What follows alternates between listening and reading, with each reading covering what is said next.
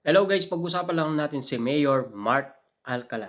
Ayon kasi sa balita, Mart Alcala present sa opening ng negosyo ni Catherine Bernardo pero di bumaba ng kotse. Yan ang mga bali-balita sa atin patungkol umano kina Mayor Mart Alcala at Catherine Bernardo. Ayon sa karagdagan balita, nakita raw si Lucena City Mayor Mart Alcala sa grand opening ng bagong negosyo ni Catherine Bernardo sa Green Hills nitong Biyernes. Pero hindi umano ito bumaba ng sasakyan. Pero nandoon daw ayon sa balita. Hindi lang siya bumaba or hindi lang siya nagpakita doon sa nasabing event sa opening na negosyo ni Catherine Bernardo sa programang Showbiz Police ng Abante Radio pasabog ng host na si Roldan Castro. Nandoon daw si Mayor Mart Alcala. Pero nasa kotse lang at hindi pumasok sa event. Ayon pa sa ulat, hindi nag-imbita ng media ang aktres at piling solid fans lang ang nakapasok. Mag-ingat pa rin. Walang lumalabas na picture. Parang kinakausap ata yung mga loyal fans na wag mag-video, wag kumuha, say pa ni Roldan. Pero hindi pa rito natatapos ang chismis. How true din ang chismis, nagtatanong lang, ha? Kumakalat rin ang chismis na nagli-live-in na di umano sina Catherine Bernardo at Mayor Mart Alcala. Dagdag pa ng host.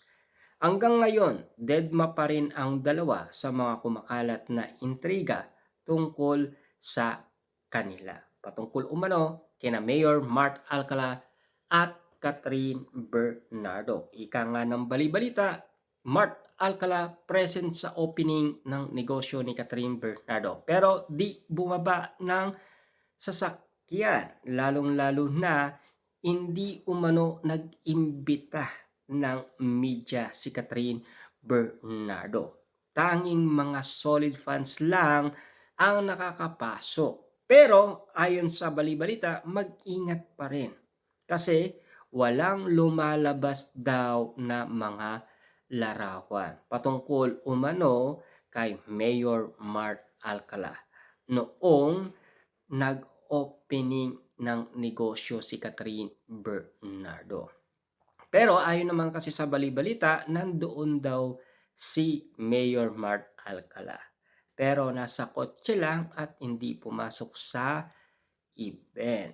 Pero meron pang mga karagdagan chismis kasi na mga lumalabas. Katulad na lang ng nagli-live-in daw sina Catherine Bernardo. Tulad din naman yung nakitang video kay Catherine Bernardo sa AB Clinic noong nandoon si Mami Min Bernardo. Ika nga kasi ng karamihan. Parang si Mami Min Bernardo ay payag na yata kay Mayor Mart Alcala. Subalit wala pa naman kasing nagsasalita sa dalawa kung katotohanan nga ba lahat ng mga chismis umano sa kanila. Sa katunayan niyan, ayon pa sa ibang balibalita, pinakilala na ni Mayor Mart Alcala si Catherine Bernardo sa buong pamilya. Ayon kasi sa iba't ibang mga kumakalat na balibalita. Subalit marami ng intriga kina Catherine Bernardo at Mayor Mart Alcala.